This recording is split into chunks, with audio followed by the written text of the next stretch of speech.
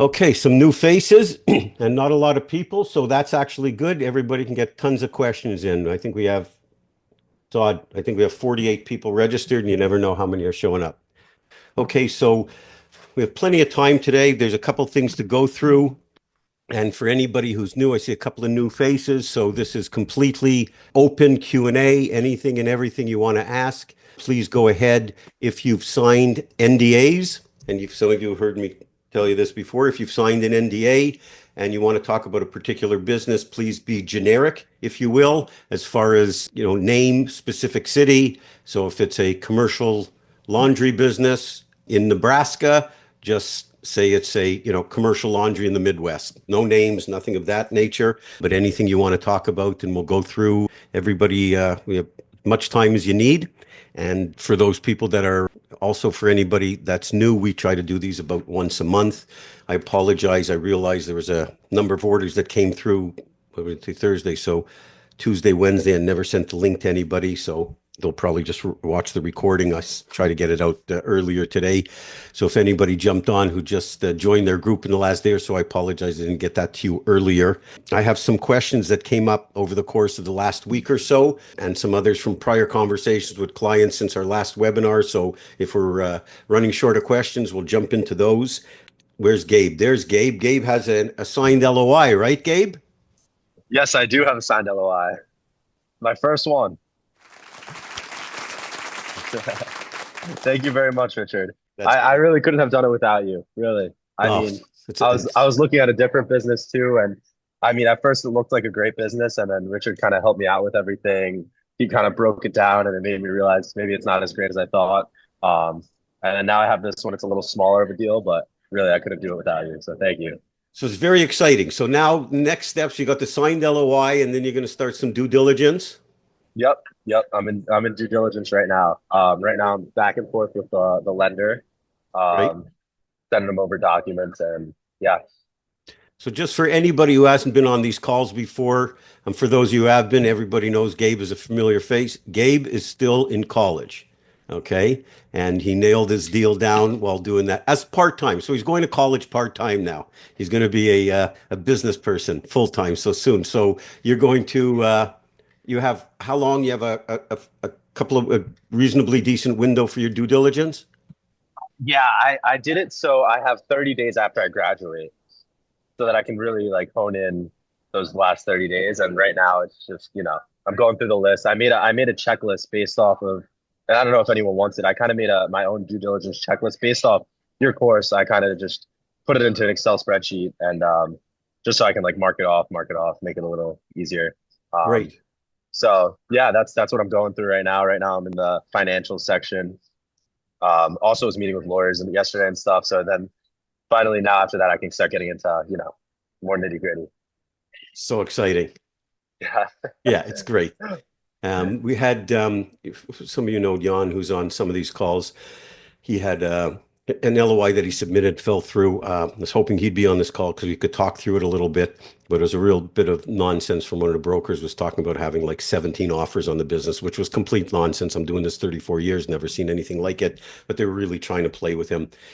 It was. And one of the points that and similar situation came up over the last couple of weeks with LOIs, and if you find yourself in a situation where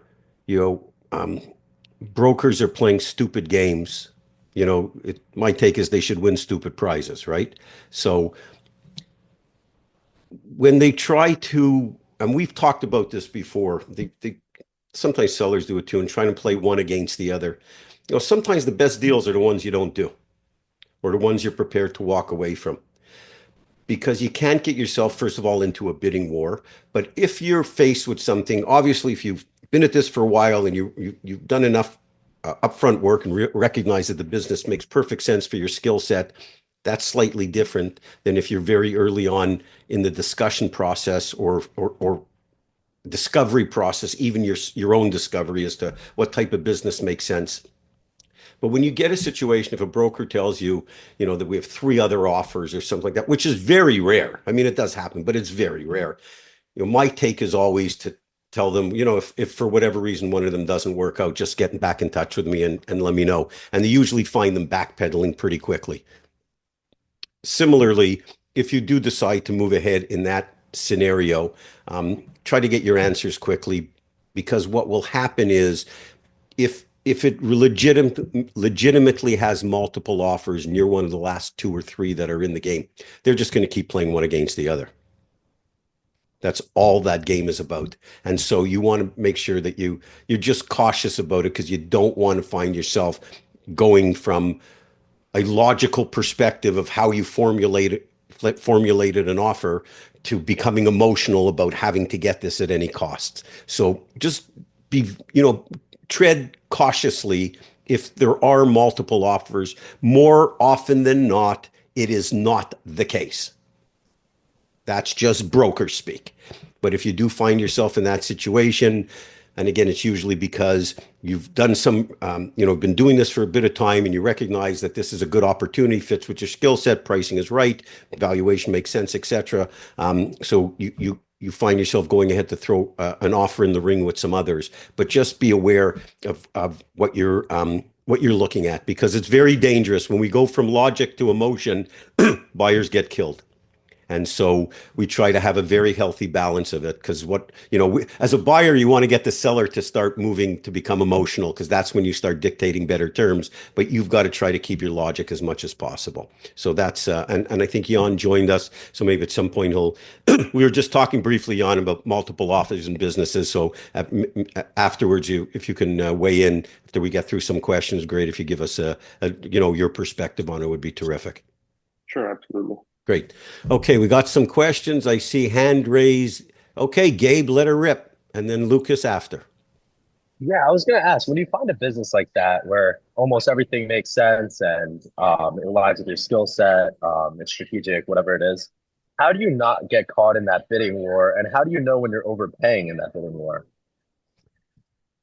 Well, you sometimes do get caught in one. You have to be cautious. As we preface this, sometimes the best deals are the ones you don't do.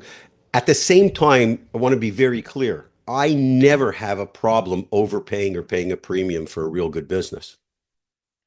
I mean, within reason, obviously, because you want to make sure you're getting a proper return on investment and what is known. In other words, what you're getting makes sense, versus saying, well, I could do all these great things with this business and grow the business, because that's not assured. So the business that you are getting, taking over, and what that's going to look like on day one.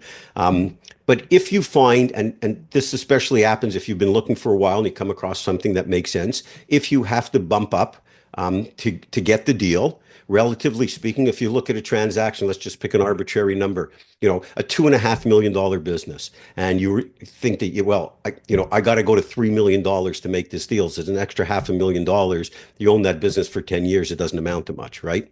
And especially what you're able to extract from the business. So first and foremost, there's a couple of things. First is you disregard the asking price. We've talked about that before. You compile your valuation. We have all the tools in the course. You compile your valuation to see where you come up with. Oftentimes, if it takes you moving up and it makes sense economically, you move up. I mean, I'm not, I'm just personally a much bigger believer in the value of what you're getting. And if you have to pay a bit of a premium, it's always okay to pay a premium for a good business than try to get a great price on a shit one. Because a garbage business is never cheap enough. And so if you have to move up a little bit, and sometimes is it possible you get tricked, the broker, the seller, playing one against the other? Yeah, it happens. So big deal. I mean, your goal is to get hold of a good business. So I don't think you should get neurotic about saying I'm locking myself in. I'm only paying this much because of what some industry norms are or what have you. Be prepared if necessary. You guys know how difficult deal flow is, right? Everybody on this call would agree. Is there anybody who would disagree that finding businesses is easy? It's not easy. It takes work. So when you come across something that checks the boxes, fits perfectly with your skill set, if you have to bump up your purchase price a little bit, it just, I'm always of the thinking that there's nothing wrong with that.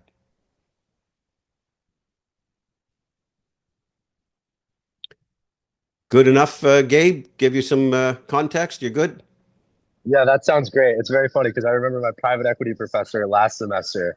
The very first thing we walk in, he's older too, but he walks in the You biggest mean sin like in old private like me? Is equity. that what you're suggesting or no? No, you're young. You're young. Yeah, oh, yeah, yeah. I mean, at least compared to him. Uh, but he walks in and he's like, might as well have a cane. And he was like, the biggest sin in private equity is overpaying for a business. So just, Yeah, well, I don't they, know. it's coming from another world because, in their world, when they start to overpay, they leverage so much and they're not operators. And so they get themselves into trouble and they get themselves into bidding war because it's a great point. So let's touch upon that for a second. From private equity, they have to buy businesses. They raise capital. If they don't buy businesses and deploy capital, they don't get the money or to give the money back. And so they have to buy businesses. When they buy bad ones, that's like cost of goods sold. They usually hit 2 out of 10, like grand slams, 5 or 6, because they typically buy 10 in a fund. 2 are grand slams, hopefully. Um, uh, 2 are complete dogs, and the rest of them are mediocre. In the aggregate, they do okay. When they talk about not overpaying, it's because when there's a business that makes sense for the criteria, very often there's multiple PE firms bidding on it because they have a tough time creating deal flow. And the amount that they leverage or used to leverage, especially, they get themselves into trouble. From a personal basis, you're buying it to generate, replace or generate an income, build a lifestyle, build wealth, create value. And so when you look at it, if you have to pay a premium compared to spending another 6 months trying to find something, again, my opinion, doing this for 30 plus years and bought a bunch of them, I don't think there's anything wrong with it, within reason. Got it. Okay, man. Lucas, Hey, how's it going, Rich? good. How are you? Good. Okay. Question for you today is that I was going through one of the chapters and everything, and you mentioned that typically when you're like looking at the listings, the price of the business is not something you should pay a lot of attention. That's typically the cash price, right? It's not like financed by the owner or anything like this, and typically it's like inflated or something like this. Can you expand more on that and what are the common pitfalls as you start looking for business and seeing all those different prices? We tend to focus on price, of course. So Sure. I don't pay attention to the asking price because I don't want it to influence my valuation, or I don't want you to be influenced in your valuation. Sellers, we always say that the way sellers create their asking prices, they put on a blindfold and throw a bunch of darts, and that's how they come up with it. It very rarely has makes financial sense. Very often you get sellers who look at it and say, here's what I need to retire, or they spoke to their accountant and they're valued based on assets or something. You're buying an income stream. So their accountant and how businesses are bought and sold in the lower market, that doesn't conjugate. So when we don't want to pay attention to the purchase price because we don't want to influence our valuation. With that said, obviously, when you're looking at businesses, if you're realize that your sphere related to what you're going to be able to finance and what have you is going to be, let's go $1 million. Well, you don't want to be looking at $10 million businesses because you're just not going to get there. Very important at the beginning of this process, when you start your initial search, you definitely you want to completely disregard the purchase price in any way, shape, or form because you're trying to get educated. You want to get out and speak to sellers and understand their businesses and understand different business types and what they do every day and what drives their business. So you're really not paying attention to it. The only time it makes sense to come back and revisit the purchase price is if you're miles apart on the valuation. And also it sometimes gives you insight to ask the sellers, how did you get to your purchase price? Because it'll give you an idea of how they're thinking about it. So you don't want to get polluted by the asking price. Very often it's not even related to what is seller's discretionary earnings or adjusted EBITDA or cash flow, whatever they call it on any of the particular websites. And so especially just don't get influenced by it. It doesn't matter what they're asking because what they're asking, a seller what a seller thinks their business is worth rarely has anything to do with its actual value. They're looking at it from a very different perspective. A lot of emotion tied to it, a lot of years of blood, sweat, tears, and beers, and what they may need to retire. All these things that don't factor into a logical valuation. So again, but to me, the best way is just don't pay attention to them. The more you get into the hunt and the more refined your search is and the more specific you are knowing what type of business is right for you, then you can draw some parameters around it, but certainly not at the beginning. Got it. Thank you so much. Yeah, that's Perfect. very. Okay, Tomas, nice to see you. Is that legit background? Like, are you down the street from me? I'm in Palm Springs right now, or Indian Wells. So Nice. it is the background. There's a pool in front of me. It's the perfect place to do business. Amen to that. Mhm. Um, I have a few questions, but one of these one is right along with this. I have a good business. It's solid. I've been playing with it for quite a while, back and forth with the owner. Um, I can get to X on the valuation. He wants a little bit more, but he's pretty open on terms. And so I understand that I can play terms to get there, but I guess I'm just not. I don't I don't know exactly what I can what levers I can pull to really kind of build that so that it's a win-win. Okay, so one of the ways of looking at some of these deals is I'll pay your price, you take my terms. The deals are made in the Mhm. terms. And so if there's a bridge and it's not too far, there's a gap and it's not too far to bridge, there's a number of things that you can do depending on how you're financing, if it's through, institutional investors, SBA, other, et cetera, because there are some limitations. If there's a case, is this a case that the gap is based on, certain criteria that you don't buy into, or like about Yeah, the so business? he does a fair bit of trade, and he's valuing not only is he valuing the trade, but he's also like, well, since that's pre-tax, it should be worth more. And I'm like, it's hocus pocus at this point. I need the cash to pay the Pay loan the off. bills. I don't need the trade. Um, And when you say so trade, is that they're trading equipment that they might? he's trading like advertising for a new roof, or his services for somebody else's Oh, so like services. bartering. Exactly. So, and he loves not paying taxes like the rest of us, and so he does about 50 grand a year in that. So it's a very good point. Mhm. How they run the business is not necessary. They want to base the sale on how they run the business. You're acquiring it by and large on how they run the business, but certain things, for example, like cash, in a business that you can't prove. Certain things like barter is definitely something. And the way I would be positioning it with them is there's a couple ways. Number one is you can finance barter. Mhm. And so, laying out for them, say, I can't finance that part of the deal. That's my problem. And Mhm. so what I would be looking at, if it's not a huge amount, so, the problem is if he's doing $50,000 a year in barter and you're paying a 4 times multiple, it's $200,000, right? You just hit it right on the nose. Yeah. Yeah. So, Hmm. so that's where the gap is not 50 grand, it's 200. Hmm. And Yeah. so, and there's also a cost associated with, very often when people do barter, they say, well, we're going to barter this for that, but what we're going to have to deliver, also there's a cost attached to it. Hmm. And so the way I would carve this out, and a lot of it depends on the lender, because if they won't finance it, and if it's part of the deal, they're going to discount it completely. So you Hmm. possibly have to build that piece into a note or into some equity that you give them, which could be subject to adjustment.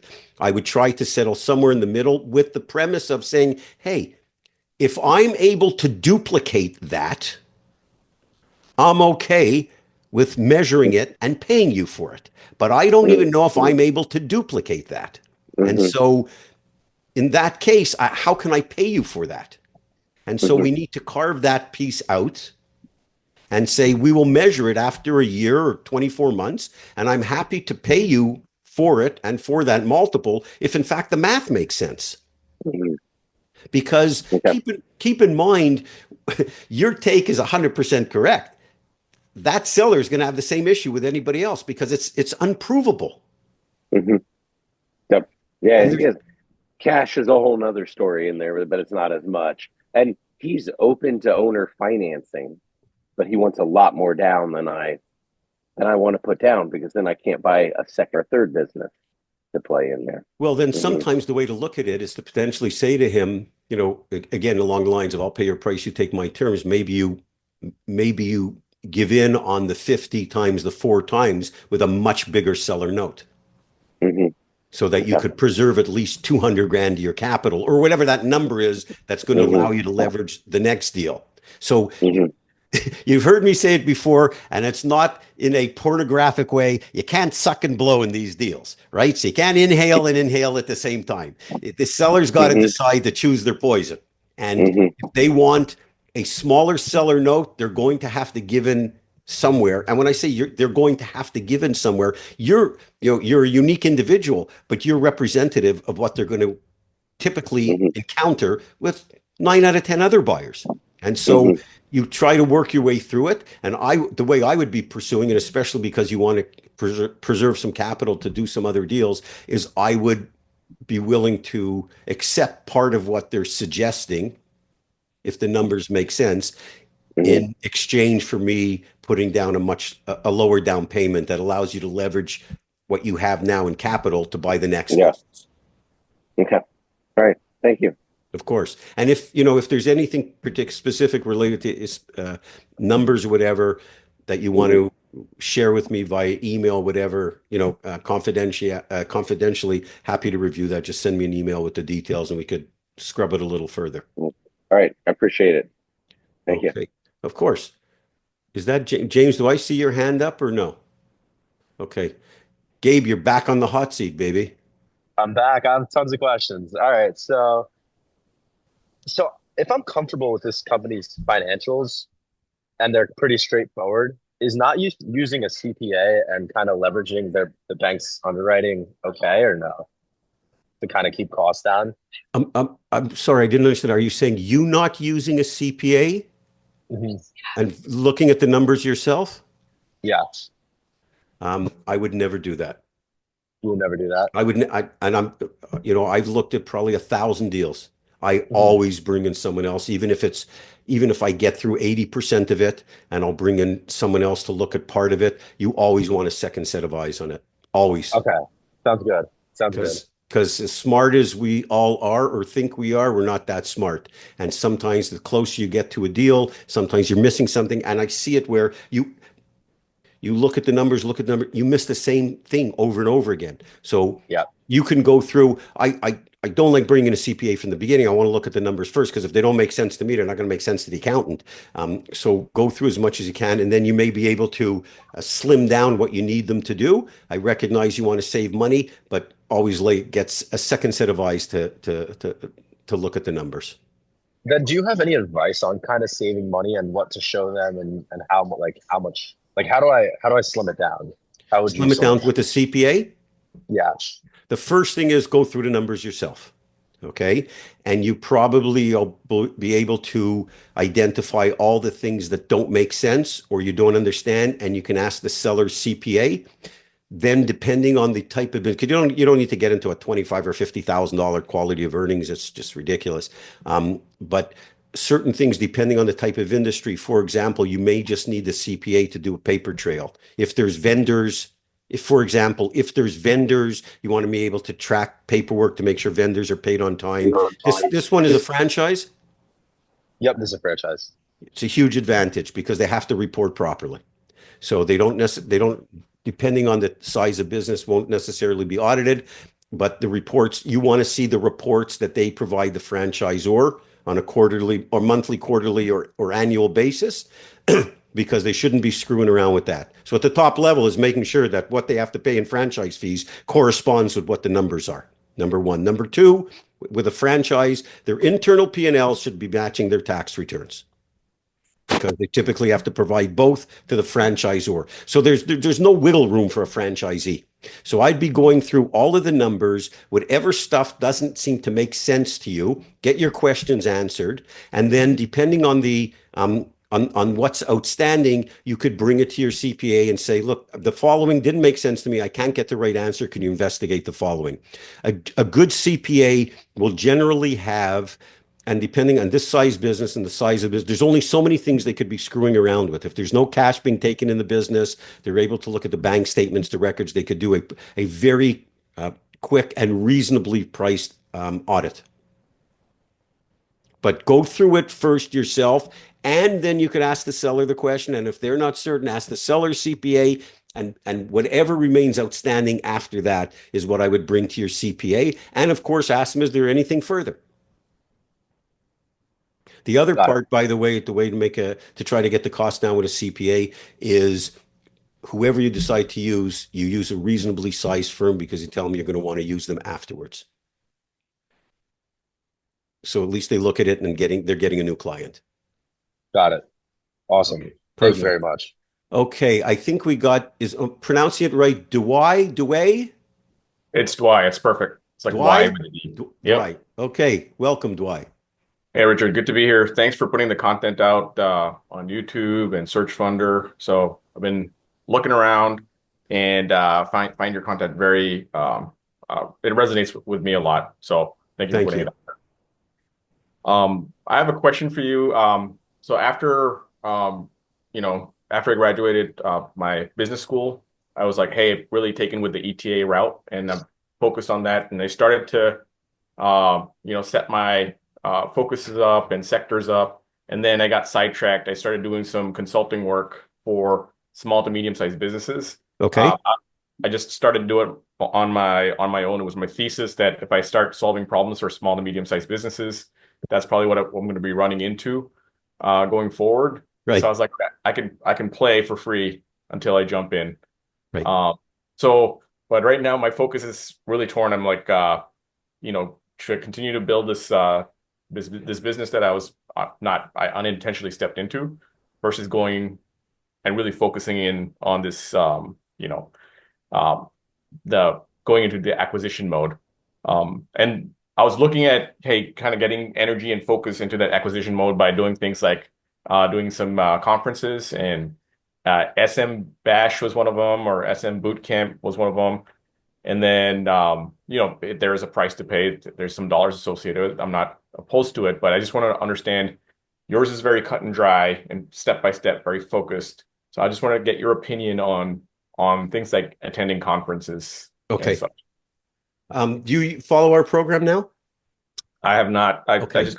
I just got acquainted with you on Tuesday. Okay, yeah, no problem. And this is not an infomercial for selling our program. Right. So I want to anything I tell you it's not geared towards that. Right. So there's a couple things. I think there's a huge advantage to what you're doing besides the acquisition mode, which is the single biggest problem that institutional investors face. And I'm talking like PE firms, and I'm gonna water this down to our conversation in a second, is they have no operational business experience. And that causes them to be unrelatable to when they go to buy a family enterprise, because they can't relate to them. And you speak to most PE guys, if you ask them if you had to do it all over again, what would you do? They would say, I'd learn how to operate a business. That's why very often I tell people, buy something small to start. You might buy 10 more. So get into something that's manageable.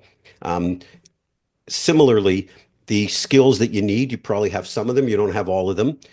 The more you can bolster your operational skill set while doing some of this consulting or digging in different types of business and seeing what they look like and how they operate, it's only going to make you a better buyer and a better operator. So I wouldn't drop one for the other at all, because it sounds to me like that's a darn good learning curve that you're going to be able to develop.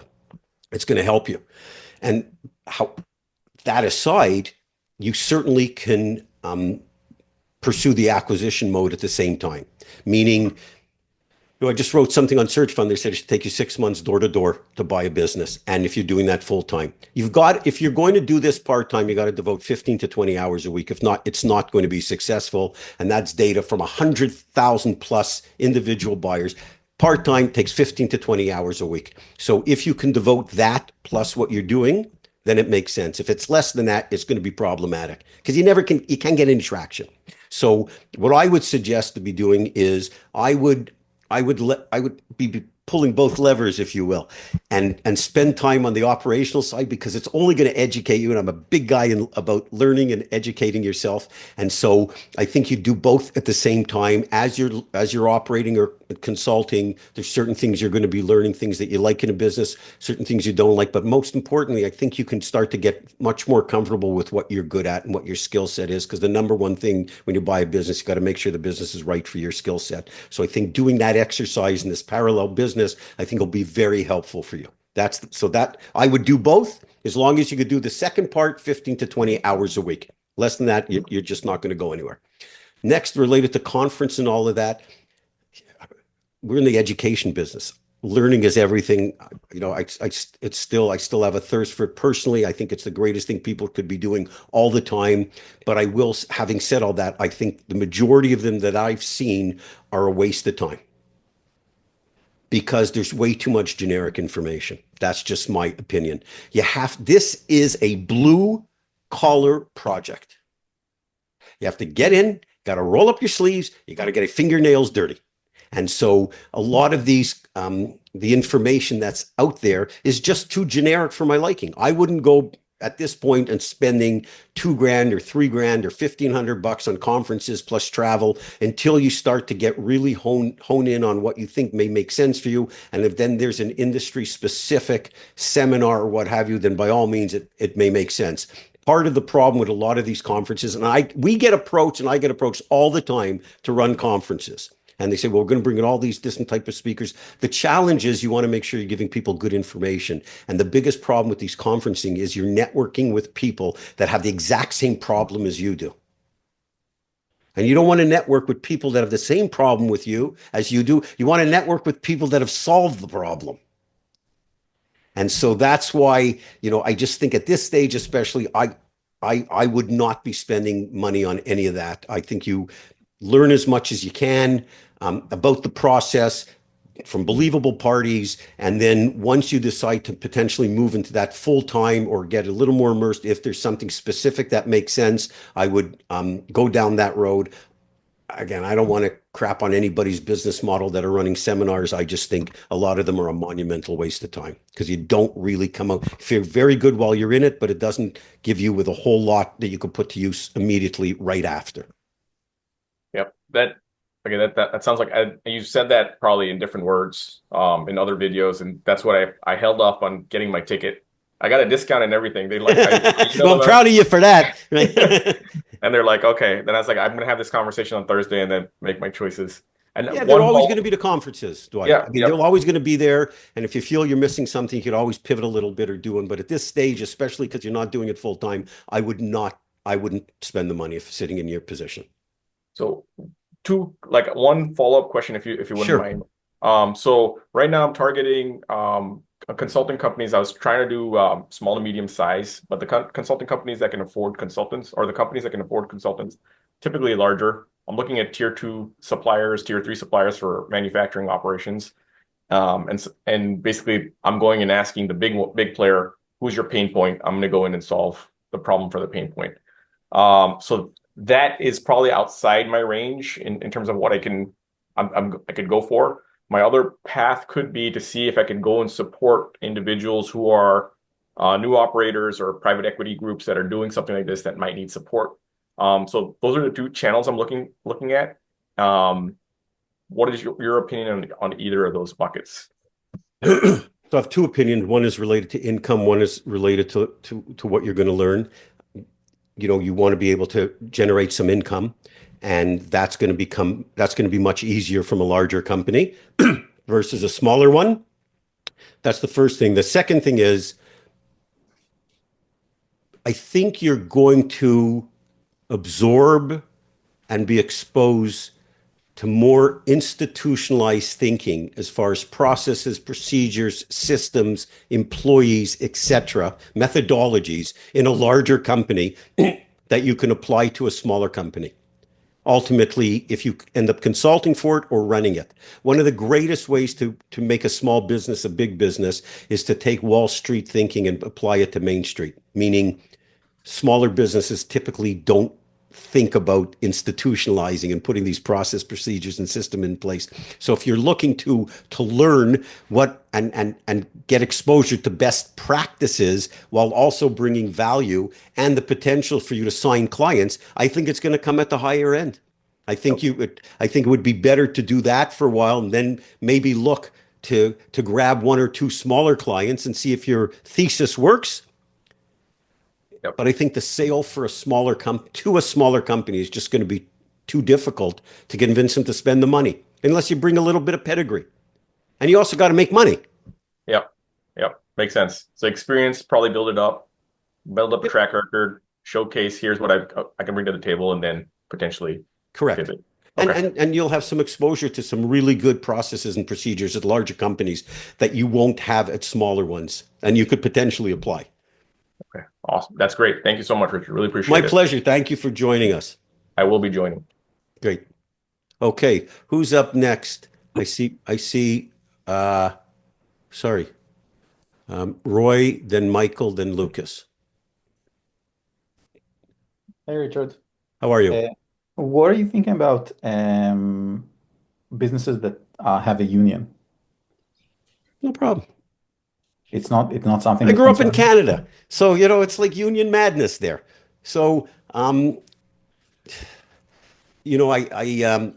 was having this conversation with one of my kids, interestingly enough, in the last few weeks, and we're talking about unions and the genesis for unions and why they came about, and workers taking advantage of from 100 years ago. It's very different today, and very often it's not needed as much. I think you have to take a look at the history of the business. I would be more inclined to consider looking at a business that had a long track record with the union in place than one that's more recent, because it's one that's more recent, they might be all over the place, versus one that's been there for a long period of time, and you can stress test how often that has become problematic. There are some people that would never buy a business where there's a union.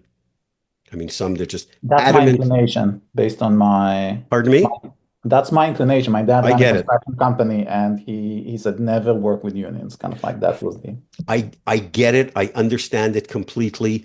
I think the world is a little different. I would want to understand the nature of the contract, where the exposure is, if there's a collective bargaining agreement, is there been any strikes or disruption? Where are you based, by the way? Bay Area. Pardon me? In the Bay Area. Okay. If there's any, have there been any strikes in the past? Are there unreasonable terms or triggers in the contract? What is your potential exposure? I completely understand anybody who wouldn't buy a business because of a union. It wouldn't be the deciding factor for me unless I understood what the contract looks like and what history has looked like. That could persuade me one way or the other. I would not buy a business where the union has been in place and hasn't gone through at least one or two renewals of the contract. That's for sure not. For sure not. Because they're going to be crazy at the beginning, typically. Okay. And keeping one thing in mind, if it's a union shop, is it a union shop like part of Teamsters or something like that? Or is it like a closed union shop? A closed union shop. I mean, so part of that, which is good, very often with unions, the problem is that the union leaders still get paid while the workers are out of work on strike or what have you. And that's always a problem because there's no incentive for the union leaders to settle. So a closed shop usually is usually different. So I'd want to understand what's involved, what the contracts look like. And most importantly, have there been a couple of renewals? And if it hasn't been problematic. Okay. Makes sense. Thank you. So once you get that information, I mean, if you want to discuss it a little further, you let me know. What's the best way to contact you? By email. Okay. Thank you. Okay. I can't see Michael, you have a question? Yes, I do. Okay, I think so. Michael, then Lucas, and I think Thomas has his hand up. Okay, how are you, Michael? Nice to see you. Good. Yeah. Been a while. I've been through a couple bumpy roads and LOIs and due diligence, but I'm still kicking. I'm still in it. Actually looking at a company right now. It's a recruiting company, and the owner is insistent upon the fact that this industry is different and that businesses in the recruiting industry are based on a multiple of revenue. And Let me stop you for a second because I have a recruiting client right now. Tell me more about the recruiting business. Is it staffing? Is it recruiting? Is it RPO, which, recruiting process outsourcing, or is it like executive search? it is permanent placement for revenue generating folks. So salespeople, marketing people, customer service people, and they have repeat business, but not recurring revenue. So they have reoccurring revenue, but not recurring. So reoccurring Correct. meaning client A buys today, might buy again or order. It gives them a mandate today, might give them another one in 6 months and then 2 years. Clients repeat, but it's not like every month or what have you. Exactly. And they get like 30% of the contract or what have you. Yeah, they're doing like a flat fee of $20,000. Okay. And they're saying, the owner is saying that business, how could you give us some context about the size of the business? Yeah, it's until this most recent year is about 2.3 million In last billings. year. What's that? In billings. Yeah, in revenue collected.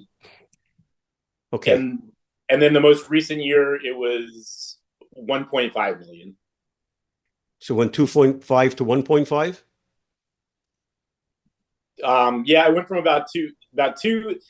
I think it's 2023. It had been on about a $2.5 million, and then 2024 was way down. And from talking to other recruiting companies, the whole industry's down 29%. Okay, all right. Well, then that's in line. And so this lady is saying that she has a M&A advisor supposedly that is specializing in the recruiting industry, and that's the gospel, and that makes it a 5 multiple of. Let me give you some parameters. Okay. So there are industries where they're selling multiples of revenue. That is true. It's legacy. This isn't one of them. No matter, even in those cases where it does make sense, or when it does happen, it still has to make sense related to a multiple of earnings because it has to make financial sense. So it's like any way you skin the cat, it's still got to make financial sense. The industry is down, no doubt. Multiples based on that size. So I'm assuming at 1.5, they should be making 300 to 400 grand a year. Yeah, there's about 400 in SDE.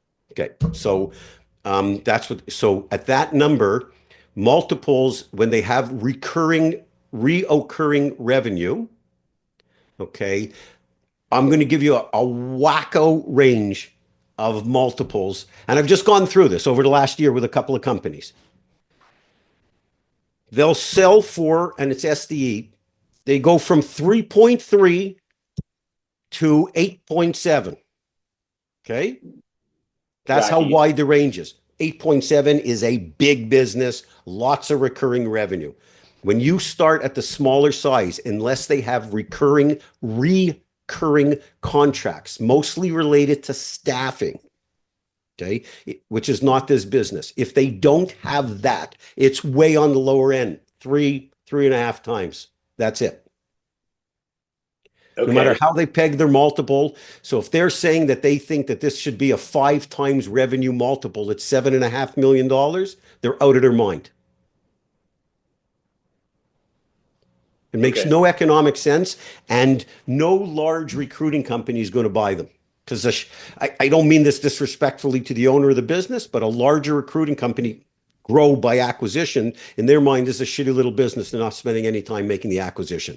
Unless they had one customer and an acquirer wanted to have that. This business, if they're making 400 grand, it's been very consistent. It's probably going to trade at about 3 to 4 times in its good years. That's the first part. The second part is how much of the business is generated by the owner versus other staff members. This is a business where there's no loyalty, both sides of the equation.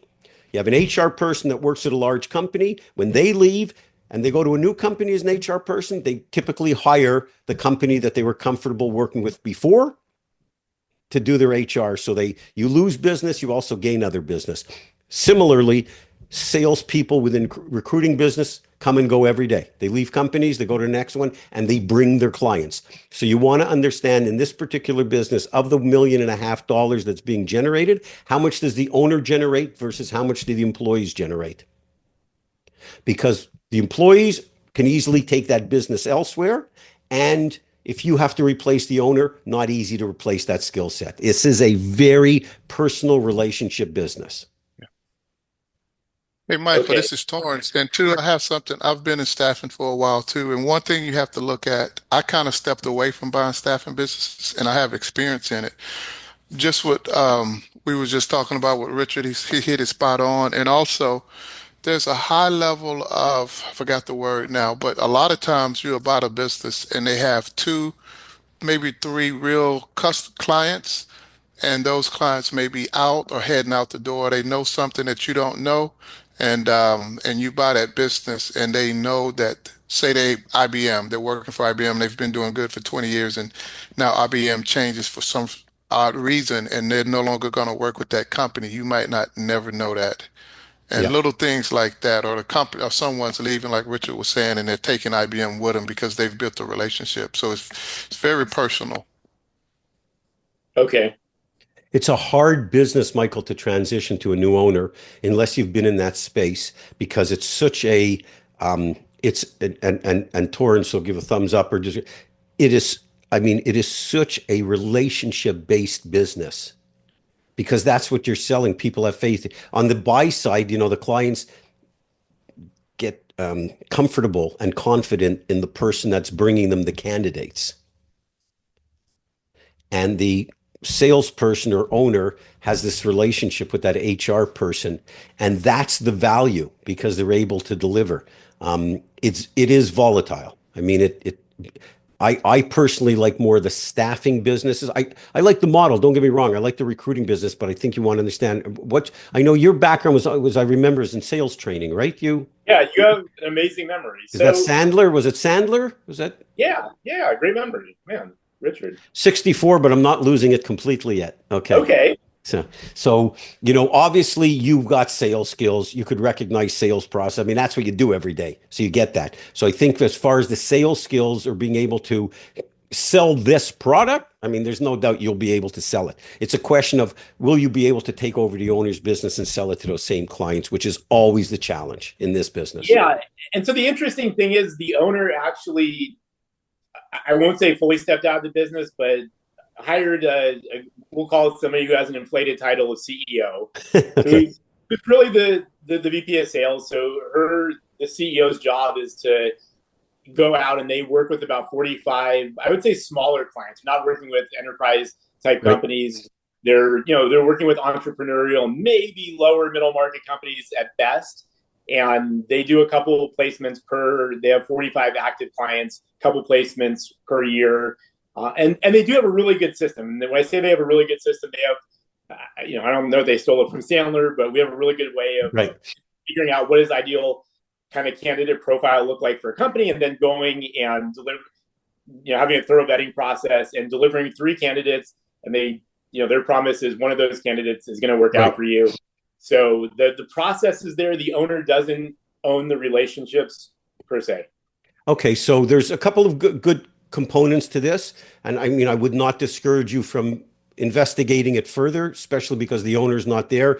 Some of the points that mentioned earlier and Torrance mentioned, there's things that you got to be made aware of. I would try to understand their customers a little better, what those relationships are, to also understand within the salespeople that are on staff, if any of them have these extraordinary relationships, meaning do any of them do a disproportionate percentage of business? Think about the salespeople as, is there any salesperson customer concentration, or salesperson concentration, meaning, they have 9 salespeople, but one person, generates 30% of the revenue. So I was going to say, so they have the CEO whose proper title would be, vice president of partnerships, is the one who's at business development, and they actually work with, they go around and find folks like us, which is how I kind of came across the deal, to say, hey, when you have clients that are looking for salespeople, refer to us. We'll pay you a Right. percentage, and so that's their job. And how many salespeople do they have? It's the one. It's the VP partnership / So CEO. so this VP, the owner's not involved. The VP goes out and the VP generates all the revenue. Correct. And is that VP looking to stay or leave? Looking to stay. So does that VP own any equity in the business? I would say a small amount of phantom equity. So there's a couple questions here. Number one is, can you replace that skill set? Number one. Number two, there's obviously a high level of vulnerability if you can't, because you have 100% employee concentration. So the only way that I would consider looking at this business is buying it based on two things. One, that you can do what this, what they call CEO, the biz dev person, you can also do what they're doing. Okay, thinking, you could learn that skill set and go do it, because you need to keep them and you. If they leave, you're up a creek. We've spoken a couple times. I'm sure you're a great salesperson, but you need to keep that person in place and look at this. Where is it possible, if you potentially buy this business and give this one biz dev person enough meaningful equity, however it's phantom equity or otherwise, that keeps them totally hinged to the business and involved. And the goal would be that you and them together could go out, and now you have two people doing what that one person does. If you're looking at a case of you buying it and replacing them, I would say it's just too risky. Okay, and so from my understanding, this person would stay on board. The owner has also said that she would be open to also just selling half the company or a fraction. Yeah, you can pay them a commission. I mean, they don't, if they're not involved, I don't know what they're doing now, but you could certainly put them on a commission scale or commission deal. That's great. But the other person is the business. The person doing the biz dev. Yep. Even though they have, I think, 6 talent managers who are doing. That's what I asked you earlier, if you have other salespeople. They don't have other salespeople. They have talent managers. And I guess I can differentiate by telling you. But those are recruiters, or those are. They're working with candidates they're working to source candidates rather than finding new business. Okay, so there's two things. You have biz dev people, and then you have recruiters. Recruiters get the candidates. Biz dev people get the clients. The right. Biz dev person gets the client. The recruiters get the candidates. Correct. If the biz dev person doesn't do their job, you don't need the recruiters. Right. Because the biz dev person is making it rain. And so that person, and I can assure you that getting the candidates, while not like falling off a log easy, if all 6 of them quit tomorrow, you can replace them all within 90 days. That's a very industry standard. And I see Torrance nodding his head. So Torrance, if I'm talking out of my rear end, if they say, jump in at any time. But they're a dime a dozen. Those recruiters, there's lots of them. You can go in Indeed, find them all day long. The biz dev people hold the gold in this business, whether that biz dev person is an individual or an owner. Okay. So that is the gold in the business. We talk in the course about the gold in a business. Okay? Who holds the gold? That's the gold. The other stuff isn't even tarnished copper. Okay. So you have to look at this and say, okay, the way I would be looking at this business, because it's a relationship business. If I was buying this business, I am not going to look at this to replace this biz dev person. That biz dev person has to stay, because that biz dev person is going to be what guarantees the sustainability of the business going forward. So you got to lock them up. They're the golden nugget. And I would lock them up either with phantom equity or potentially buy it with them, that type of thing, and look at your skill set of selling, say, can I do what they do? So the two of us are going out and developing clients. Yeah, I absolutely can do what they do. I don't say that to toot my own horn. I mean, like, I've run a sales. Yeah, no, I believe it. And so here's my second thought or my thesis or whatever is that there's a lot more value in going direct and finding companies that have 30 salespeople where they need a constant where VPs of sales, chief revenue officers need a constant pipeline of talent because their attrition, growth. And so my thought is, look, let's go sign those clients who are paying a $5,000 a month, like recurring revenue, saying we're going to bring you 3 candidates every month because you're going to lose people due to attrition and you're going to always be needing to attract new talent. And so that is personally a skill set that I bring. And further, the thesis is, that's how we build out the company and scale it, and bringing on additional salespeople who can also go and do business development. Yeah, I mean, the thesis makes sense, but you want to make sure that the platform that you have in place doesn't evaporate, because that's what's going to allow you to do all these creative things. And if it's not worth it, then you're better off to do that thesis on your own and not pay a premium for acquiring this business. Like, the other thing is what you may want to look at, and I don't know how the recruiting businesses, and especially this level, not easy to sell. It's not like the world is lining up outside their door to buy them. It takes a very special candidate to buy this business because they don't have anything. There's no machinery. There's no equipment. There's nothing. You're buying. I'll be dismissive, but not insulting, which is buying air, right? So you're not really buying anything. So whatever they have in place that's of value, that's what has to stay in place. So a couple ways that I would look at this. Number one, I'd look at it and say, hey, maybe I say to the person who owns it, I don't know what they're not lined up at their door to buy the business. Maybe you look at it and say, hey, Mr. and Mrs. Owner, how about I come in here and work for 6 months? And see if you can do what that biz dev person is doing. And simultaneously does your thesis work? Now, if you can't get this person to continue or guarantee it, I don't just see what value. They're certainly not selling it for $7.5 million. That's for sure, and for certain, that's they're smoking crack. It's not. Wait. Sorry, you said $7.5 million the second time. Sorry, they said $1.5 million. So one multiple of revenue. Okay, so as long as it ties into the 400,000, which would be 3 to 3.5 times, you're okay. But so let me tell you how it breaks out. If they're making 400,000, if that's a true seller's discretionary earning number, it's going to be 3 to 3.5 times, which is $1.2 million to $1.4 million. Let's say that's the number. These businesses have a big earnout component all the time. Okay, so you're looking at, and Torrance, I don't know what you've experienced. At the larger end, you're looking at typically 60-40, 70-30, means you're paying, if you determine that this business is worth $1.5 million, they were making 500, it's worth $1.5 million, 60% of that, $900,000, they have to earn the other $600,000 based on maintaining the revenue or retaining the clients. Okay. That's the deal structure in these businesses.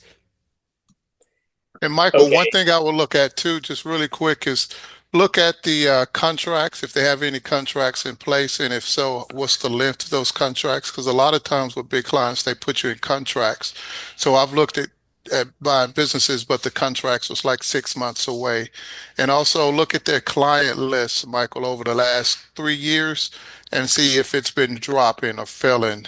If they had 20 clients and 3 years ago, now it's at 10, now it's at 6, that may tell you something as well. And one last thing is do some research on that particular industry, because things change. Like traveling nurses was really hot during COVID, and now it's not as hot. So that's an example. So get some background on whatever industry they're in as well.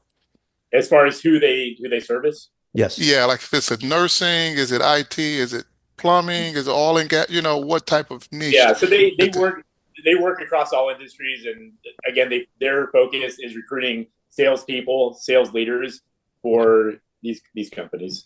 The one thing, look at their contracts and clients. Look at their client and one list thing to touch on, to expand on what Torrance is saying, very important, the second point related to clients, because you could have two parts of a client numbers that could be different. One is they may have gone from 20 to 16 to 9, but also if there's a continuation of clients, but they're just doing less business, that's okay too, because that's symptomatic of the economy oftentimes.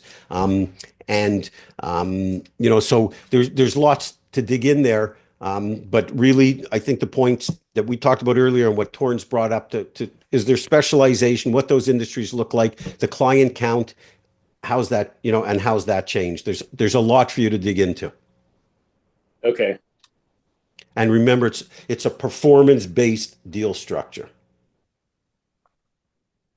And Michael, feel free. I'll reach out to you if you want to give me a call at any time. Yeah, maybe Torrance, if you don't mind, if you want to, if you're comfortable with it, you can put your email in the chat, or if you want to Yeah. email me and I'll send it to Michael, whatever you're coming. That's very kind of you to offer, because I know you No, no looked at a problem. few of them. That would be great. Yeah, yeah. Richard pulled me off the ledge on a few over the last year, so Yeah, I could save you a couple of calls. I appreciate that, and I'll just give a plug because I signed up for Richard's course. It's amazing. I've referred to other friends and entrepreneurs, and a buddy texted me the other day. I don't know if you remember, his name's Ken Basada, and he called me. He said, "I want to be Richard when I grow up." So, Well, thank you. I appreciate it. And this, yeah. what just happened here is, some of you are new to this, some of whatever. What just happened here is the beauty of calls like this. Like, the more exposure you get to more business, when one of you could weigh in with someone else and bring some live experience to the situation, may not even been an industry that you were familiar with a year ago, but you looked at a couple of those businesses. I mean, it's priceless, for in this situation for Torrance to be able to tell Mike, here's, I've gone through this, I've lived this is what to look out for. I mean, there's just tremendous value in it. And so, this type of exchange, I know I have a tendency to talk a lot and I get very excited and I want to answer all your questions, but this, the exchange between multiple people is fantastic. Okay, Tomas, you're waiting long enough, baby. Go ahead. All right. I got a kind of off the wall one. Lately, the more businesses that I look at, the more AI is becoming one of the lenses of concern for me, of how do I know that this business is going to be, that I'm going to be able to sell it in 10 years or in 6 years or something like that. So have you come across anything? Do you have any thoughts you could wax poetically about, of like what to look out for in purchasing with just the rapid changes that we're seeing? Yeah, I mean, I was writing I write for Forbes, so I was writing an article today, actually. Just got my first, the draft done, talking about, and that weighs into it. I mean, personally, I think AI is, it's terrible and terrific, right? Parts of it are just excite the hell out of me. Other parts of it just frighten me. When if used right, there's a lot of business. I don't think we really know enough to determine how AI is going to impact certain businesses. My tendency is to believe that the businesses that have a much larger, irreplaceable human touch are going to be the ones that are far less impacted. That's like layman version, right? I get solicited. I don't use the word literally, because everybody uses it too much. But I will tell you that I literally get solicited every day about AI lead generation, AI make our course into Chat GPT. So I think it's all over the place. Who knows where the water will settle? To me, the only inclination in those businesses where there's still going to be an element of human touch, they're not going to become obsolete. But yet today I was reading an article, Bill Gates was interviewed, and he says he thinks within 10 years, doctors and teachers are going to be extinct. If I hadn't read that article, and that's completely contradictory to what I just said, because you'd think a doctor and a teacher, right? But then you look at it and say, well, next generation students may get very comfortable with AI. So I think that to me, it's just the human touch. Certain things, I think it'll impact all industries in a certain way, some good ways. But I don't know if we can adequately project the impact that it's going to have on some industries. I just don't know. And it's changing so rapidly. I mean, I had a conversation with someone with AI lead generation, and I was talking to them and I said, hey, what could it do this?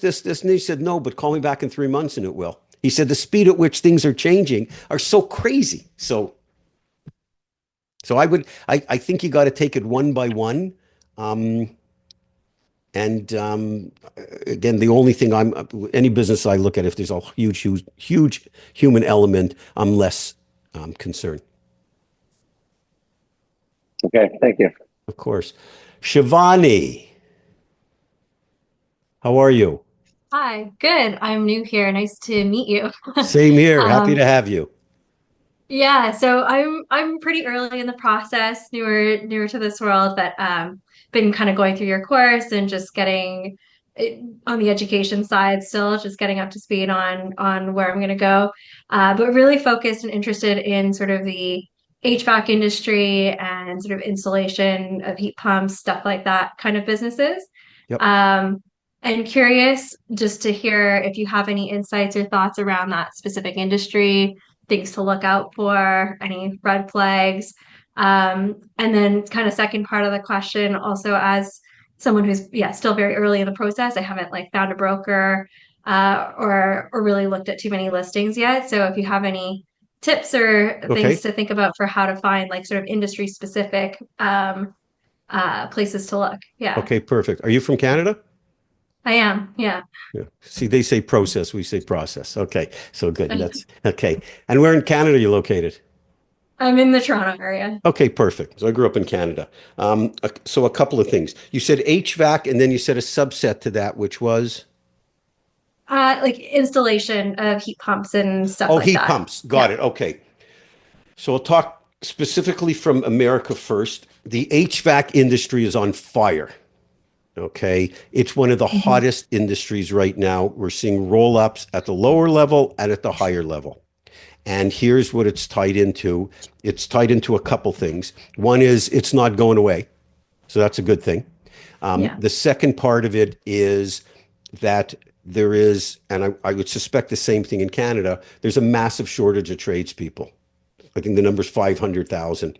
And so what you're seeing now, companies that 15, 20 years ago would have been eking out a living are doing well now because they're just not, the demand is really far more than the supply. And so even companies with very average service at best are still doing well because there's just not enough supply of technicians.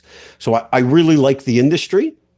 And I like the fact that you could do, that there's roll up opportunities. But the opportunity is not at the mid level. You can't compete with PE firms. You're never going to compete with them. If you sit in front of an owner and they have an opportunity to potentially sell to a PE firm and they're in roll-up mode, they'll just basically pay them what they need to pay them to get the deal done. You won't be able to compete. But what I do think is there could be because of the fervor in the industry, there's an opportunity to go down a notch as far as size of business is concerned and deal with buy those type of companies, smaller ones, if you feel you could buy a few of them.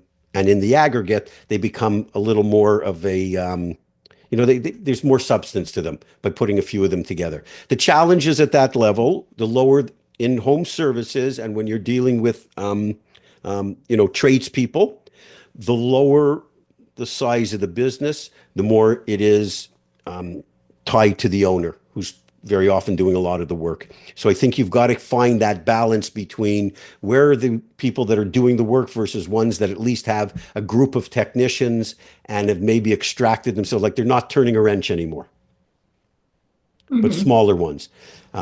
Because in the US, and I think some of it is happening in Canada, well, very hard to compete with you can't compete with institutional buyers. The nice thing is those businesses are not going away. And so to the second part of, like, I think you mentioned where, and by the way, with HVAC, the other thing that I would encourage you to look at, you also have HVAC, you have plumbing, you have electrical, that whole, and also that space related to home services. What else is out there? Is it roofing? Is it, that type of stuff? I think that space of and you have residential and you have commercial. So I think it's worth it to look at both of them. I will tell you that commercial business in those trades are always more sellable businesses. I actually work in the field. I don't know if you have any. Oh yeah, there you are. Yeah, maybe I can help you out. Yeah, I appreciate that. I he's don't in the right now, Northeast, but and he I knows will this, and he's an probably. engineer. Cool. Yeah, I have an engineering background as well. Yeah. Okay. So you have, so the size is important. I want you two to talk in a second. The size is important. And I think you have to get up, roll up your sleeves and speak to people. You're going to find a quite difficult time finding these on business for sale websites because everybody's jumping all over them. Everybody who calls himself a searcher, everybody's got ETA, all these fancy terms, my take on it, you're just business buyers, which is a wonderful thing to be, but I would go outside that world completely for what you're looking at and do direct solicitations to companies. Mm-hmm. Sometimes even as easy as getting hold of, these tradespeople still do mailers. You do them in Canada where you get like value pack, right? Like every month to your house, you get they still mail out coupons. Like you have that in Toronto? Yeah, you get them once in a while. Yeah. Yeah, so most tradespeople advertise. I would still be Mm-hmm. getting them online, making phone calls, calling them directly. It's hard to pick the ones that are listed online. I mean, it's worth just weighing into, but you're more than likely going to find it on a direct call or solicitation and at the lower level. And the other point would be, I would try to expand out from HVAC if you're comfortable with it to electrical, potentially plumbing, just like that home services mode for a couple of things. One, it expands your database, but very often the electrician knows an HVAC person. So you might have a conversation with an electrician and they say, look, I'm not interested, but my buddy owns an HVAC company and that might turn out to be a good lead. And maybe if Jan is there, if you have any questions for him, I mean, on my screen, he's sitting right next to you. So feel free to ask him any questions. Him and I have had a bunch of conversations about these businesses. That's great. Thanks so much. You're welcome. And yeah, Shivani, if you have any questions that you want to ask, just send me an email. I'll put you guys in touch with each other and you could talk further. I'd be very interested, keep me posted as to what you're finding if you're able, the course, the solicitation letter in the course, right? I think it's in, Yeah. why every business is for sale and how to find the ones that aren't, or some owners don't even know it yet. I would test that to, 50 HVAC companies, 30 HVAC companies in around Toronto and see what you get as far as return. They are getting bombarded.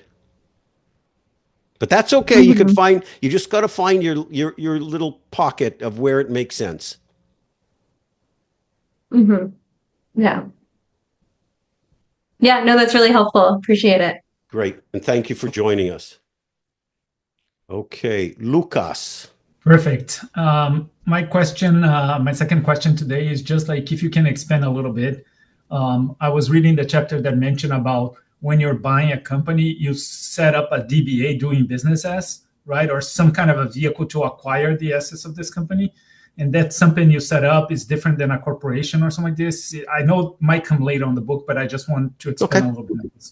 Okay. So great question.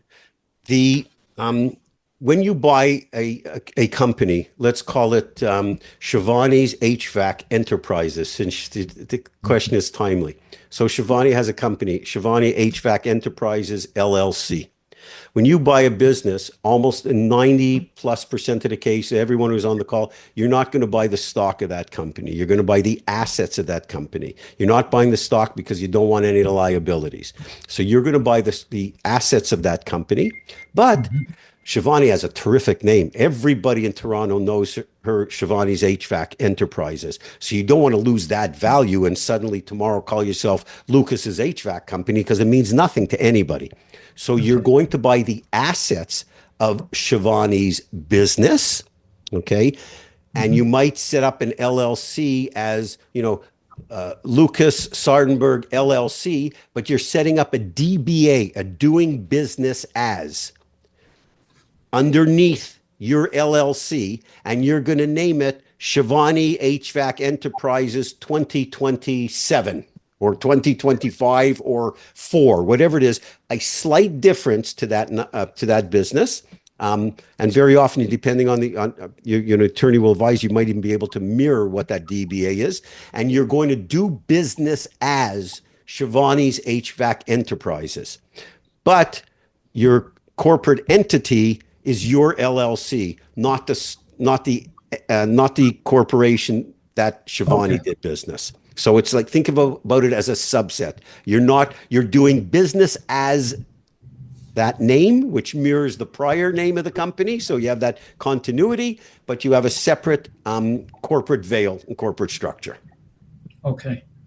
And then you said that, of course, it's very rare to buy a business using your own name and stuff like this. Are there situations that happens or no? It would be. I'm sorry, you said you buy a business with? Buying a business by your own account, like without limiting without setting up a corporation or something like this. Is there any cases that happen, or is very rare? Rare, never. Not, there are some sole proprietorships. You want to set up a company because there's two reasons. And typically, I mean, your attorney accountant will advise you, by and large, you'll open up an LLC. You're based in the US, right, Lucas? Correct. So you're going to set up an LLC. The advantage of you have all the protections of a corporation, but the money flows through like an S corporation, slightly different than in Canada, but you're going to set up an entity. Okay. And you want to build that up for your own credit and whatever. You don't want everything on your name. You set up a corporation, and the attorney can set it up quickly, inexpensively, and then you have that entity in place. And you build credit within that entity. So especially if you're dealing with vendors, your relationship, you're buying product from vendors, you're building up credit within that entity, makes a lot more sense. And over time, as your business starts to grow, and if you want to make other acquisitions, at some point in time, you could start borrowing money through the entity as opposed to personally. Not at this stage. At this stage, where everybody puts the rear end on the line, you're signing personally. There's no escaping it. But eventually, you can get to the point of the entity itself. It may be, establishing credit and borrowing money. Okay, perfect. Thank you so much. Of course. I see. Remember that show Romper Room? Is anybody old enough to remember that show Romper Room? I see Mary. I see Todd. No, Gabe won't remember. Gabe that was like when I was a kid. Okay, I see Gabe. Okay, I see, hold on, William. Oh, William from the UK, right, William? Hey, Richard, how you doing? Good, thank you. See you. Nice Sorry, to see you too. Late. We got the UN Yes. here today, Canada, the UK, all the Well, common. there we go. We're gonna save the world. Well, you're going to become Buying part of the businesses. state soon, according to the boss in US. Okay. Well, I'm thinking every day about whether I should. Reassessing my loyalties to my country every day. Lots of people are moving out, unfortunately, due to various different factors. I wonder. You've got two questions. They're kind of general questions. One is more specific. First question is, how much do you think it can help you in your journey buying businesses to set up one organically and to grow a business from scratch? Because that's basically what I'm doing now. And the second question is, I forget what the second question was. Maybe you can just answer the first one for me. Okay, well, you'll remember once after we start talking about the first. I like startups. I've done a bunch of them. I don't have the stomach for them anymore.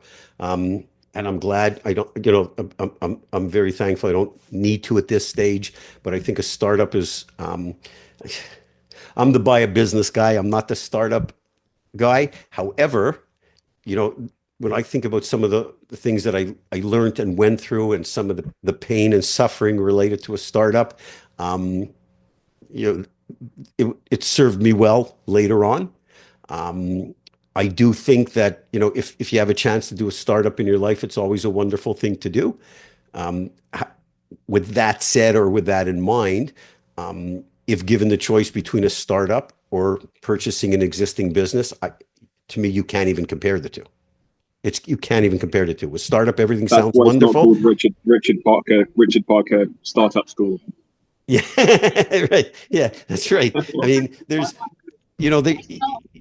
everything sounds wonderful at the beginning in a startup, but you have nothing in place, and so you don't even have paper clips or pencils. So, and everything that you think about that you're going to be able to do, it all sounds great because nothing is disproved. And my experience is the negatives of a startup is the revenues come in half as fast and the expenses are come in twice as quickly. So you never get that measure. So if it's not capitalized properly, that's why there's such a high failure rate.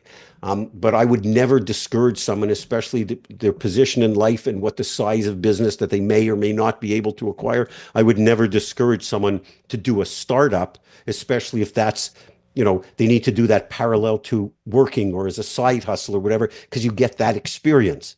So I think it's wonderful, and and builds character, right? Because you're going to go through a lot of stuff as a startup. There's a lot of heartburn. if everything remains the same and you have the resources and the ability to make an acquisition of an existing business, I think you always go the route of buying an existing business, because things are, for all the reasons that you buy an existing business. You have customers, you have revenues, you have employees, you have systems, procedures, you have a history. You could check their financials based on history, but I would never want to discourage someone from doing a startup, especially the younger they are. I think it's a great experience. Some of the most fascinating times and prolific heartburn that I've ever had in my life has been through startups. For sure. Even if it makes buying a business just feel way better because you've been through hell beforehand. Yeah, exactly. Yeah, because everything's in contrast, right? So yeah, right. I remember my second question. So my second question was actually about a specific industry which is kind of booming, or it's like I've got a lot of buzz around it around the world, which is like kind of modern methods of construction, modular construction. And I bumped into a guy yesterday who has a startup. He's turning 3 million, so it's a startup, and they do steel and aluminium staging. So they started in the entertainment space.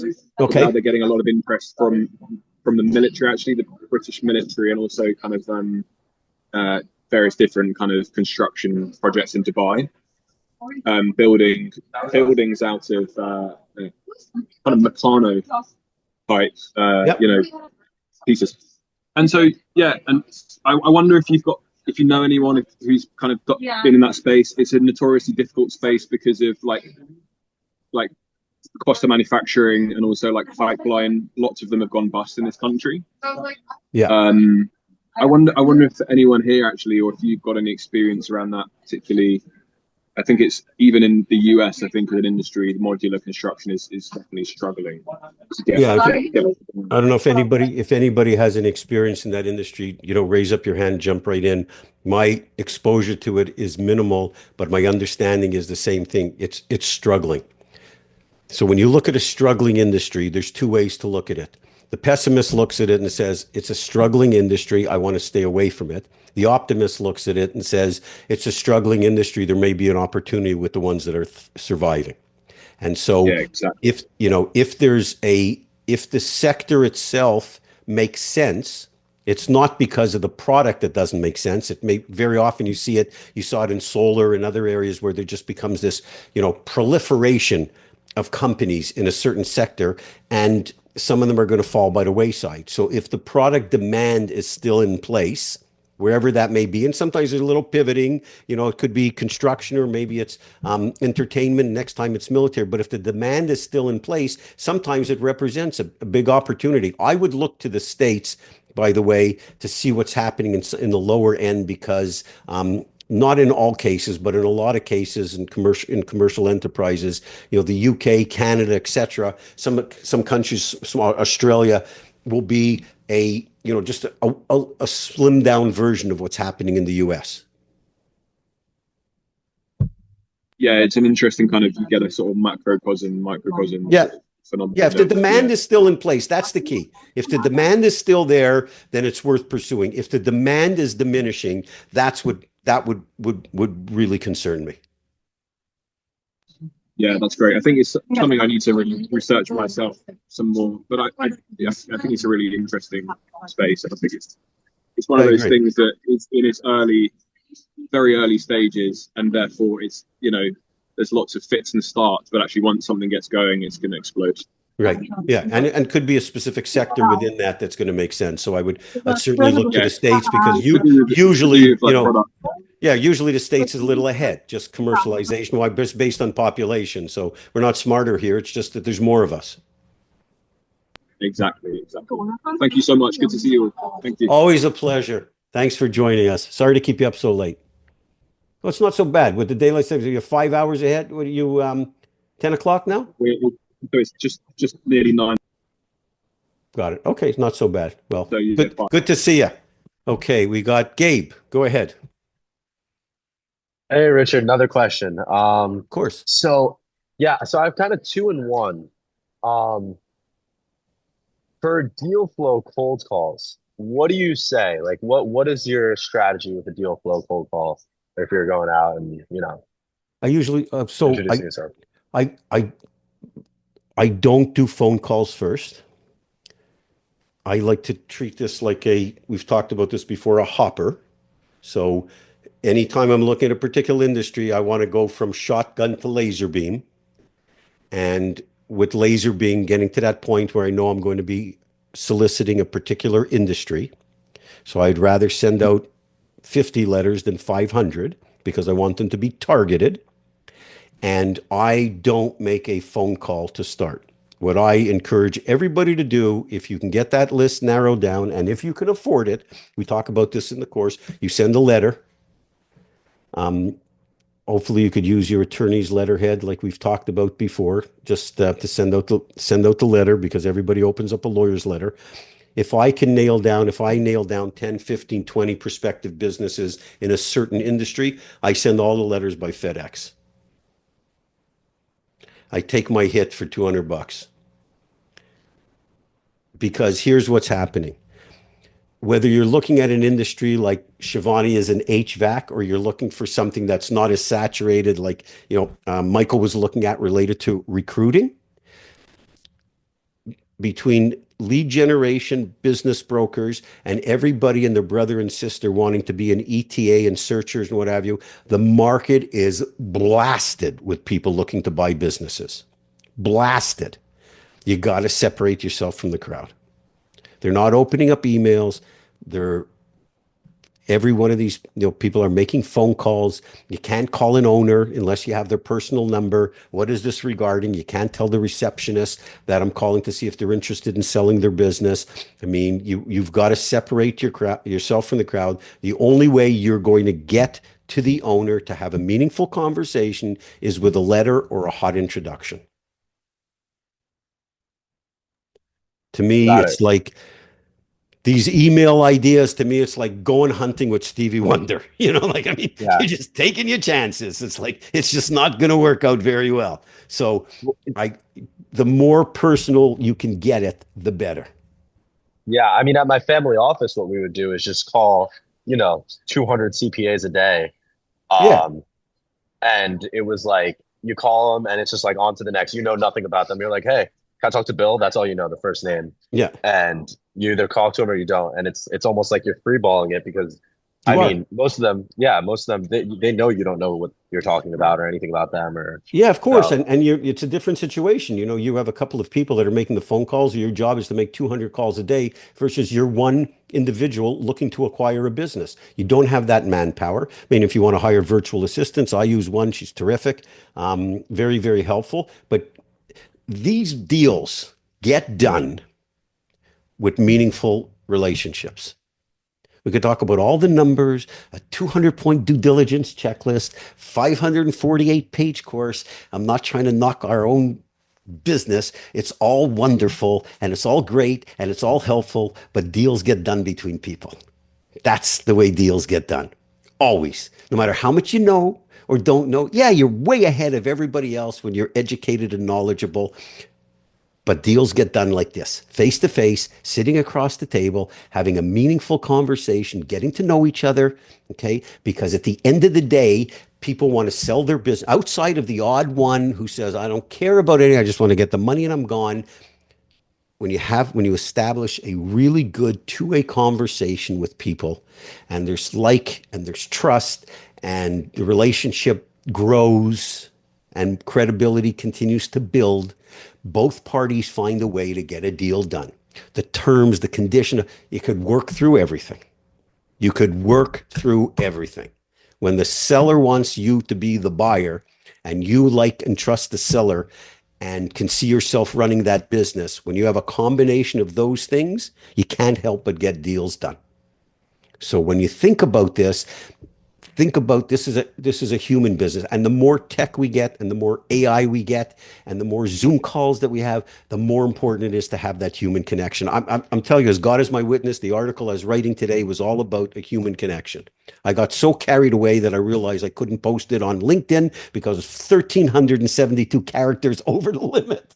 Okay, so I said, I got to do it for Forbes, right? But it's this whole concept of this human connection, because that's where it goes. So try to be, whether your connections with attorneys, accountants, financial planners, people that, get the word out, as long as you're not worried about somebody finding out that you're looking for a business and it could jeopardize your job or whatever. If you're able to be open and transparent about it, get the word out to everyone, have as many meetings as you can, as many face-to-face meetings if you can. If someone is in your neighborhood or an hour or 2 hours away, they have a business for sale, and even if it's not exactly what you want, or it's too small or it's too large, but get in the car and go see them and have a face-to-face meeting with them, because you never, ever, ever know where the lead is coming from.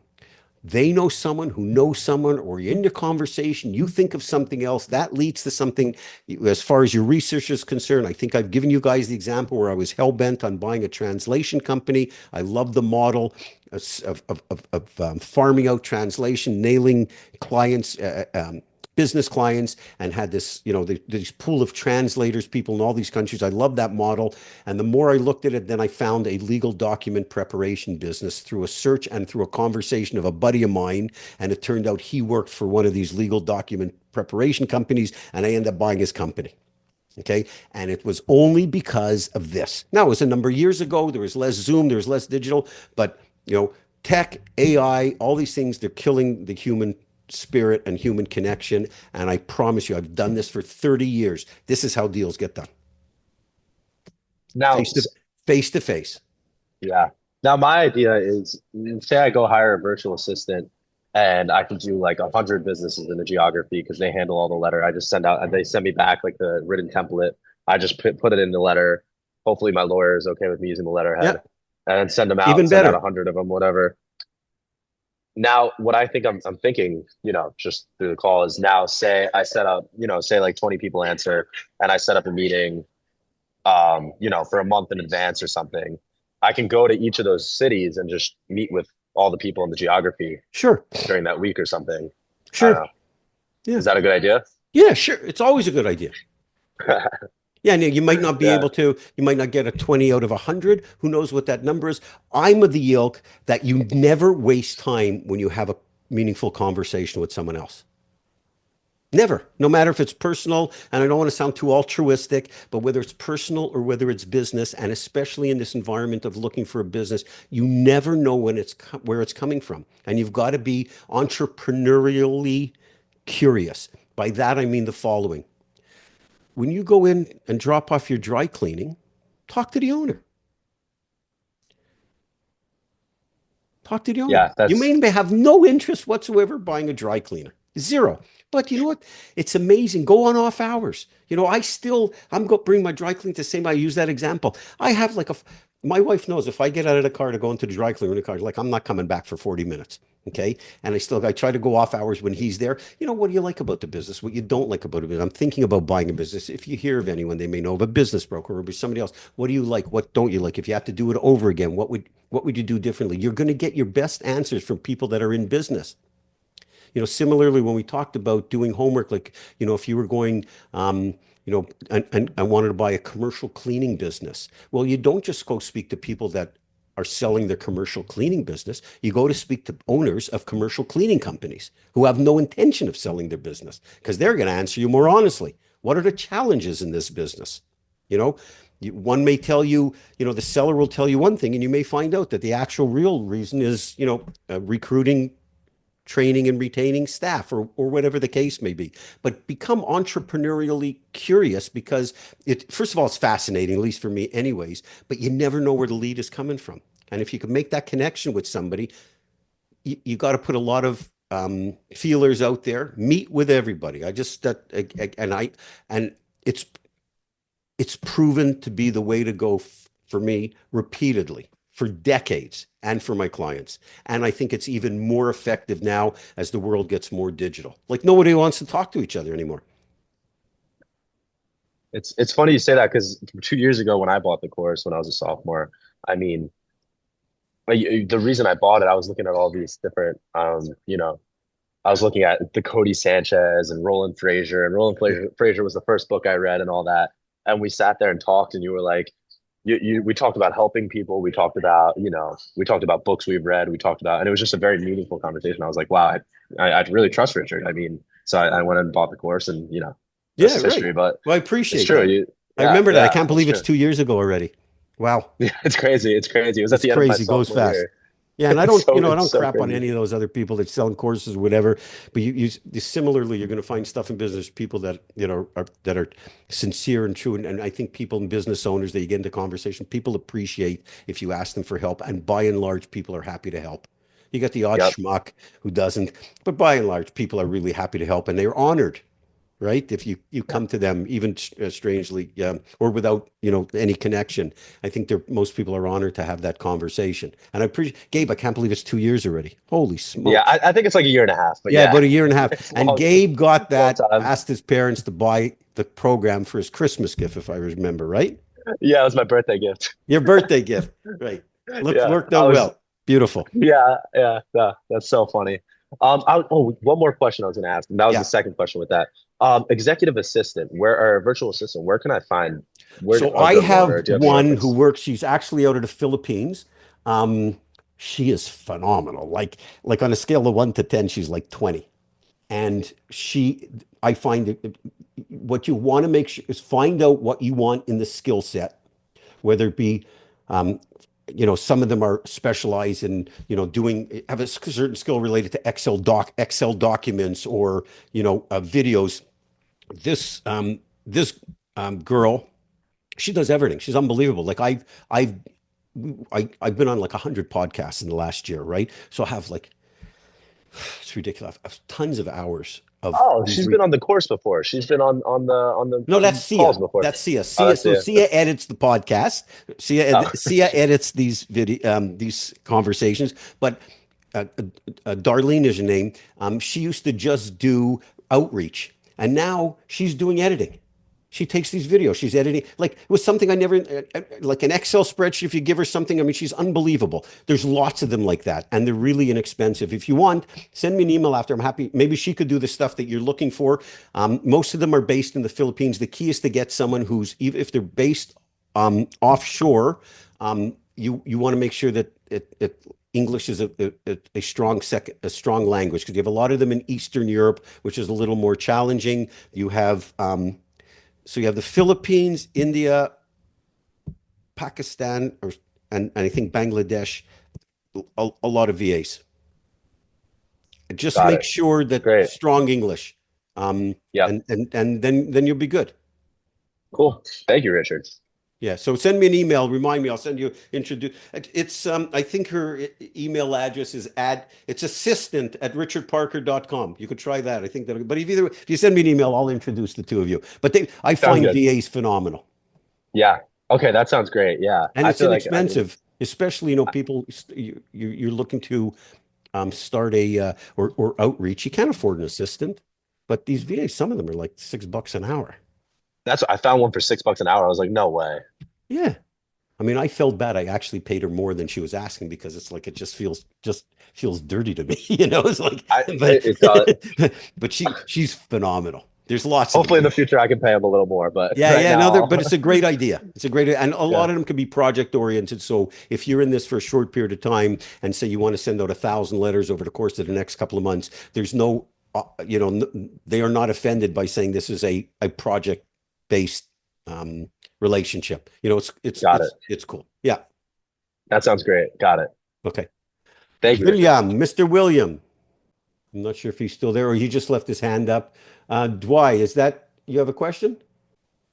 Yeah, just a quick couple of thoughts. So Sure. I got the course already, but like you have video content on the site as well. How do you kind of use that ancillary resources? Okay. So I have good news and bad news with the video content. Right now, the video content on the website, I don't know what happened. It's completely upside down today. Okay. They're getting it fixed. There's a few places to look. On richardparker.com, you go into free educational videos.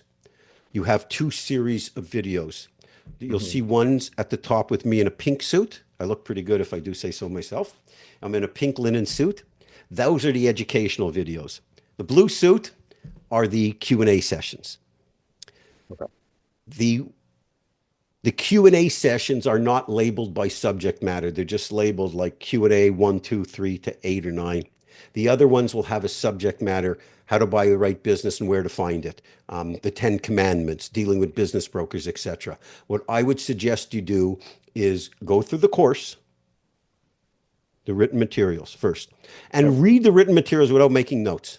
Just read it, just because what's going to happen is some of the things you're going to think of, they're going to be covered later on anyways. So just read it with an open mind, go through, read it, get a flavor for what's covered, how I talk to you in the course, etc. Don't worry about the notes. Then I would, when you go back and do it a second time, make your notes. I would do the videos in between those two. Most of those educational videos are between an hour and 2 hours. And the educational videos are done like this. They're typically about an hour to an hour and 15 minutes of education. Some of it, and in some other ones, a lot of it is repetitive to the course, but repetition makes things stick. And when you're looking at a 548 page course with 23 modules, you can't absorb everything. I don't care how smart you are. So the video and the audio helps reinforce the learning. So I would read through the course first without making notes, then watch some of the videos, and then go back and make the course notes, because your notes in the course, because here's how it typically happens. Then you jump into the process. Something's going to come up and you're going to remember it.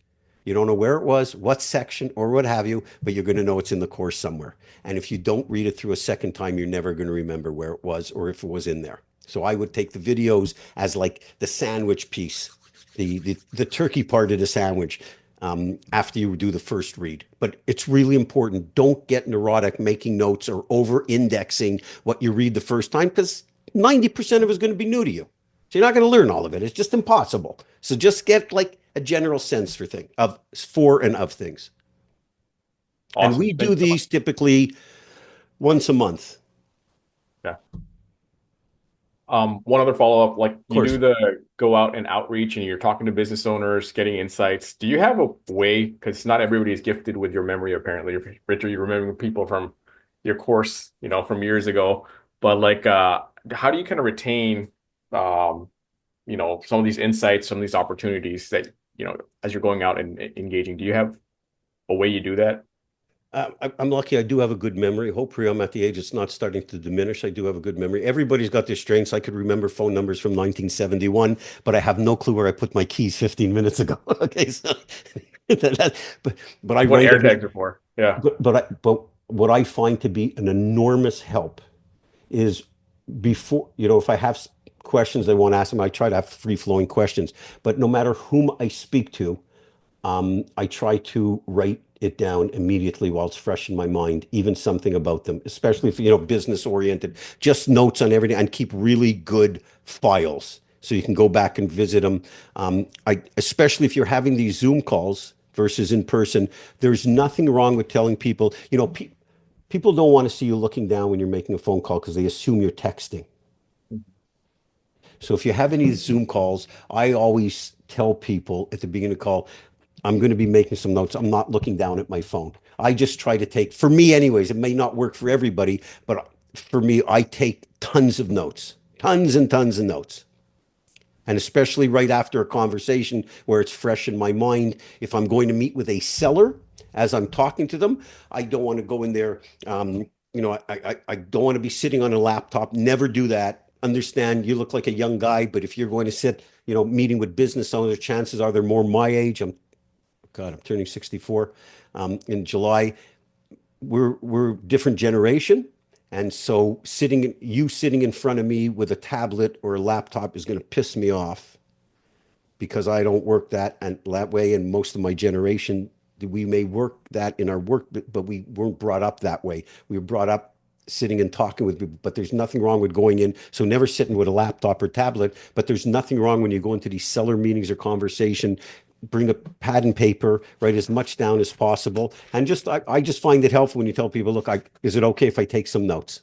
So for me anyways, I find that writing as much down as possible, it just, my small brain processes it and can, absorb it better. Thank you for great insights, Richard. Really appreciate your time today. My pleasure. I'm glad you joined us. Anybody else? I think William had his hand raised, but I think he disappeared. Right, William? Hey, yeah, sorry. Actually,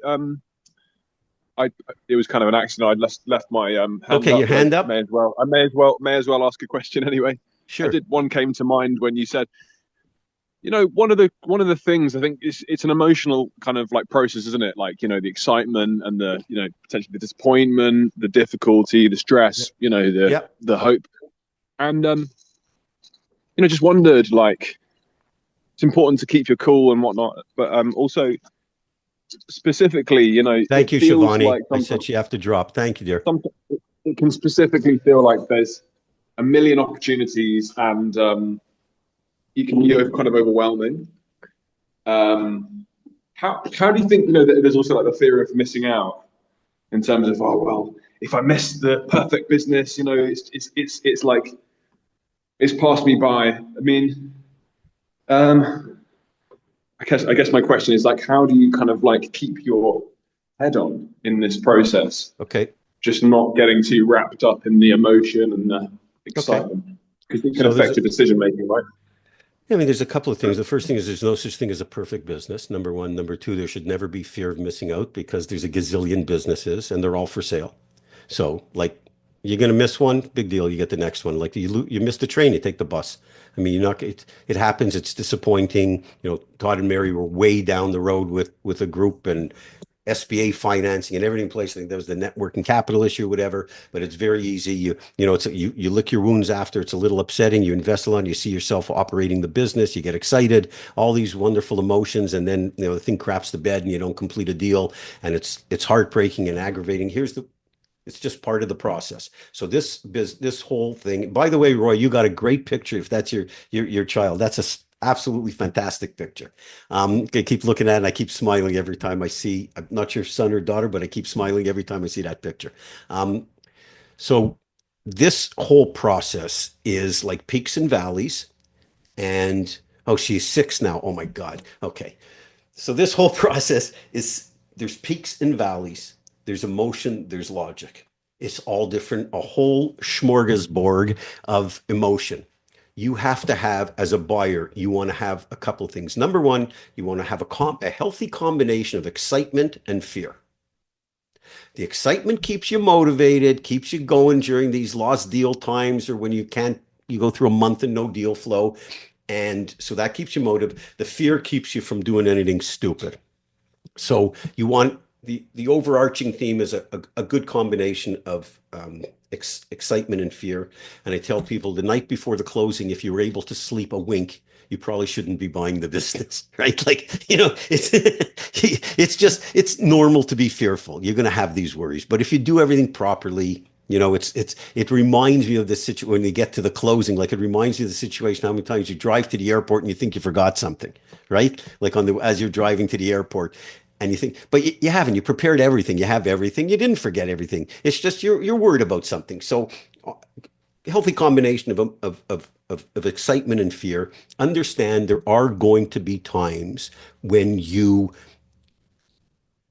get emotional and when you should be logical. And there's other times when you're going to be logical and you need to get a little bit emotional. And some of you may be like taken aback by that. Logic has to be the case 85 to 90% of the time. The emotion is just to keep you going.